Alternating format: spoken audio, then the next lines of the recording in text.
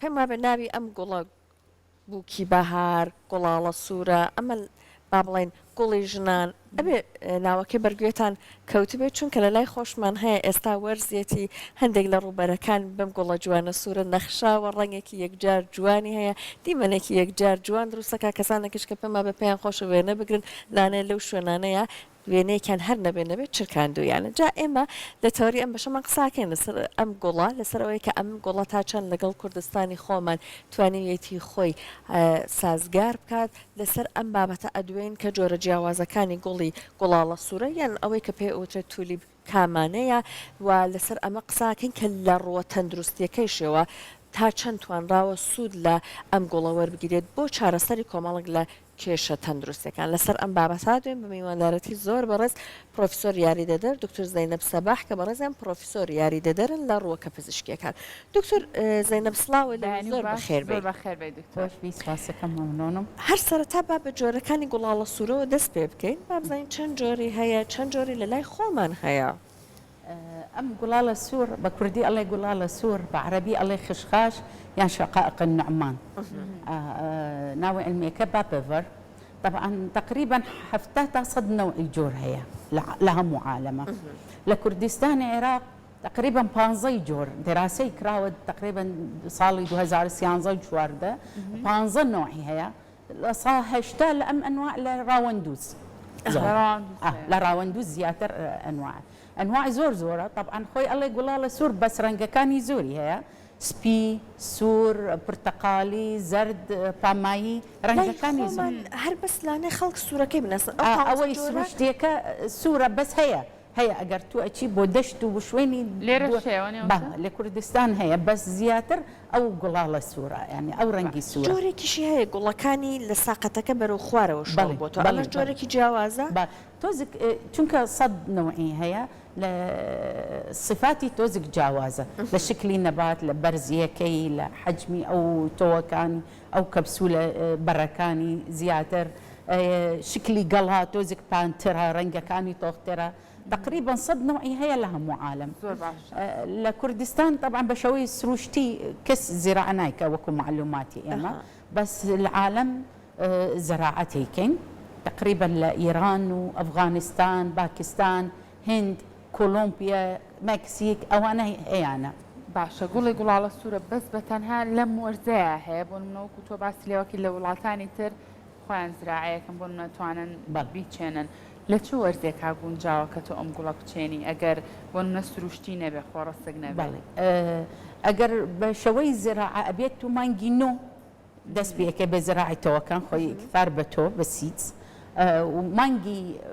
4 5 3 ئەوانە گوڵەکات هەر لە مانگەیە گوڵەکە لێرە چونکە بە شەوەی سروشتی ئەمە احتیمال لەسەر باران بەس بارانەوەستی ئەمە نامێنێ لە کاتی بەهار لەگەڵ باران ئەگەر باران کەمە هەر ئەمە کەمە کاتە شێوازی زۆربوونی گوڵاڵە سوورە بەس پەیوەندی بە بارانەوە بیویست ئەتیماد بیویست بە ئاودان نییە چونکە ئەمە سروشتیە و زۆر ناسکە ئەتیماد لەسەر بارانەوەستی ئەوە نامێنی یعنی شێ زۆر بێت ئەمە زۆرە لەگەڵ بارانە ئەمانە ئەمێنێتەوە ئێستا بەس حەمدولله ماشاءالله ئەم ساڵ باران زۆرە لەبەر ئەوە تا ئێستا هەیە بەس ساڵی پار بیرار ئەو کاتی مانگی 5 نامەوە باش ڕێگەی زۆربوونەکەی لە چ ڕێگەیەکۆی دکتۆر ئێستا ئەمە سروشتیەکان لێرە زیاتر ڕەنگی سوورە بەس من ئەڵێم ڕەنگەکانی زۆرە سپی هەیە هەر لە کوردستانی خۆمان ڕەنگی تریشی هەیە هەیە بەس کەمترە زیاتر ڕەنگی سوور یان ئەمە سائیدە زیاتر بەس ڕەنگی سپی هەیە ڕەنگی پامایی هەیە پرتەقاڵی هەیە سپی بەس کەمترە لە سوورە باش بە چ ڕێگەی زۆرە بێ ئەم بە تۆیە ئەمە زیادبوونی بە تۆیە ئەنی ئێستا ئەوە بە شەوەی سروشتی خۆی چۆن تۆوەکانی چۆنە بەری هەیە وەکو کەپسول شکلی وەکو کەپسولە ئەمانە تۆوەکانی زۆر بچووکە عەدەدیان زۆرە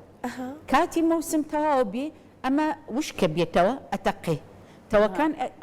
ئەمێنێتەوە لەسەر عەرز بۆ ساڵی داهاتوو بارانیت ئەوانە جارێتتر گەشە ئەکات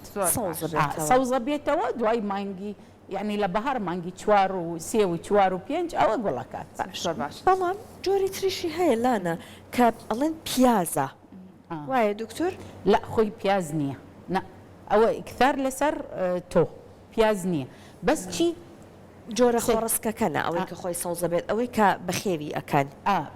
هەمویان عینیشتە هەمویان عینیشتە هەموو بە پیاز زیاد بوون هەمووی عینیشتە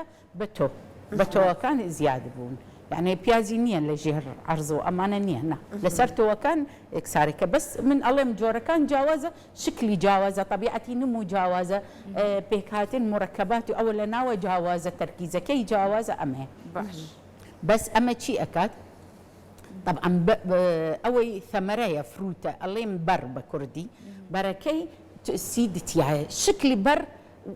زۆر گەورەیە وەکو کەپسول ئەمە تۆوەکان لە ناوی ئەگەر بەشەوە سروشتی من ئەڵێم خۆی ئەتەقەیە هاوین پێ ئەگە ئەتەقێ تەوەکان ئەکەوێ لەسەر عەرز ساڵی داهات و بارانیت ئەوە سەوزە بێتەوە ئەگەر ئەو توانە بەری تۆ توانی لە باخچی ماڵەکە ئەتوانی ئەوە وەرەگری ئەخیری موسم بڵێ ئەخیری مانگی 5 تو ئەتوانی وەرەگری بۆ مانگی 9 تو ئەتوانی بروێنی ئەوانە سەوزە بێتەوە لە بەهار گوڵەکە باشە دکتۆرە پێمان بڵێ گوڵاڵە سوورە چ تایبەتمەندیەکی هەیە کە بۆ نمونە لە گوڵەکانی ترانە بێت تایبەتمەندیەکی شاز بێ لە ناو ئەم گوڵەیە یەکەم شت ئەوە خۆی بەکاری بێنین بۆ جوانی بۆ باخچە و حەدیقە و ئەوانە بێشتر ئەوانە زۆر بەکاری بێنێن لە حەدیقە طبعا ئەنواعی تر جوانتر لە ئەو سروشتیە بەتەلات و ئەمانە عەدەدی زۆرە گوڵەکانی گەورەترە بەس ئەوە مشکلە مادەی مخدرەتیایە اتر ممنوعة استا يعني لها مو عالم استا ممنوع زراعي او قلالة سور لانه حديقة لانه حقل ممنوعة شو كمادي مخدرة مورفين وكودايين تيايا الا ابيت يعني اجازة لاسايش ورقري لها مو عالم لوزارة داخلية ولو اجازة لوزارة الصحة اتواني اما زرعي كين بو دروس كردني درمان بس أوي شوية غير قانوني طبعا بو تجاري مخدرات خلق بكاري يعني باشا زور خطرة يعني بتايبت أفغانستان وبزانم ولاتي يكم بو أو زراعة يعني درماني بزيشكيش بكار هندراوة بلي يعني خوي مواد مخدرة شون بشوي غير قانوني خلق بتجاري مخدرات قانوني بس بو بواري بزيشكي كان او بكار بيني وكو بو بنج مادي مخدر لا بو عمليات بو بنج بكاري بيني بو تصنيع حبوبي منومه بو مخدره اما بو درماني ازارشكيني بو مسكيني الام بتراكيز زور كم بكاري هنا لبر اول ابيت لجير سيطره قانونيه اسايش وزاره الصحه يعني لبغى بيش 2003 بيشتر الحديقة زور زرعية كين شكلي جوانا بس دواتر أو منع كراوة اتر موافقة وزارة الصحة وزارة الداخلية أتواني تحق لي قول على صور دروسية كإمالات فيها سايبة أو أتواني أو ورقلي ودواي تصنيع كبو معمل أدوية سامرة أما درمان دروسية باشا زور قول هيا سودي لي ورقي بو بابتي جوانكاري بتايبت خانمان أتواني سود لقول على صورة وربقيريد بو بابت جوانكاري كان سيدي با توزك توضيح شتيك ألين با دواي اتشمبو أو جواناكا أم من ألين أمبر وكو كبسول أما أنا شيء كين توزك بريم بتشقو بيش أو بيعقات بريم بتشقو دروسي كين ما دي سبيدرتي وكو شير باش أما دي شير ناتشي بو هوا أكسداءكات بو ما دي بني أما أو درماني أو مورفين وكودايين دروسية كين مادة مخدرة بشوي قانوني أم غير قانوني أما بكاربيني لصات تقريبا نوت مادة مورفين أخوي ألين الكالويد مركباتي هي أو الكالويد بكاربين بواري بيزيشكي كان باقي تقريبا لصات بينج بودة لناوتو كان تركيزه كي لناوتو تركيزي زور خفيفة أما أتواني لبواري بيزيشكي كان بكاربيني وكو بو علاج حبوبي منومة بتركيزي زور خفيف بو مسكن يعني ايوه الله ازارشكيني بكار بين بو سريشان بو كوكا بو روماتيزم الله بو خوري كرنوش كسكشه بخبيها بو كوكا حتى بو نخوشي سرطان بو نخوشي دل بو زغط دوزك زغطي دابزي زائدا امتو تركيزي يودي برزه كالسيومي زوره عاسيني زوره لبر أو أتواني بكار بينين وكو بو أسقان بو تقوية أسقان بو أفرتا زائدا زيتي هي لناوتو كان أم زيت بكار بيني بو مواد تجميل يان بو تصنيع صابون اتواني يان بو دروس كرديني اصباغ او ورنيش جا هەندێک لەم ڕوەکانە هەیە دکتۆر کە لە ڕووی پزیشکیشەوە ئەکرێت سوودی لێ وەربگیرێت تۆ خۆت لە ماڵەوە ئەتوانیت چایەکی پێ دروست بکەیت یان ئێستا بە شێوەیەک لە شێوەکان بەکاری بهێنیت لە ماڵی شۆ خۆت ئەتوانی ئەمە سوودی لێ ببینی ئایا گوڵاڵە سوورە وایە کە ئەبێ ببرێتە بواری با بڵێن پیشەسازی دەرمانەوە اینجا ئەم دەرمانانی لێ وەرەگرێ یان لە ماڵیشە تۆ خۆت ئەتوانی هەر وەک ڕۆوەکێک وەک پۆنگا ئەمانە هەر دەرمانێکی پێ دروست بکەیت بۆم کێشانە سوودی لێ ببینی چەند نوعی ڕۆکی بزیشکیەکان ئەمە سیڤ ئامینە ئەتوانی ئەوە چای دروستیەکەی بەس ئێمە حەزەرێکی لە گوڵاڵە سوور یعنی ئێمە نەسیحەت نایکەم بۆ خەڵک ئەڵێ لە ماڵەوە تو بەکاربێنێ ئەبێت بۆ ئەچی بۆ معمەلی ئەدویە ئەو دەرمان دروستیەکەین چونکە خەتەرە يعني أو مادة مخدرة تيايا خلق إدمانية كلا يعني خلق راس دوخة كاتب بكارينا هنا قد نصيحتي ناكم يعني شو أما إدمان دروسية كم مشاكل زور دروسية أبيت بتركيزي زور كم داخلي كم بودرمان أتواني خلق بكاري باش دكتور شتيكي تريشي بون أو كساني كبتايبت خوان هستياري ورزيان هي حساسيتيان هي لمورزيا قول على الصورة تاچن أم حساسيتها زيادترك عكسي بونمونا توشي حساسيت ببم گوڵاڵە سوورەیە یاخود ئەو گوڵە زەردانی کە هەیە گوڵە بەیبوون و ئەم بابەتانی تر تا چەند کاریگەریان هەیە لەسەر دروستبوونی هەستیاری والله دائما ئەو ئیشی هەستیاری ئەوانە تۆزێک دەنگ هەڵاڵە زۆری تایە یان بۆنەکەی زۆری تایە باوەڕ ناکەم لە گوڵاڵە سوور ئەو هەستیاری دروستە بێ ئەم هەڵاڵێکیان نیە بۆ گوڵاڵە سوورە بەقەدەری ئەسنافی تر نییە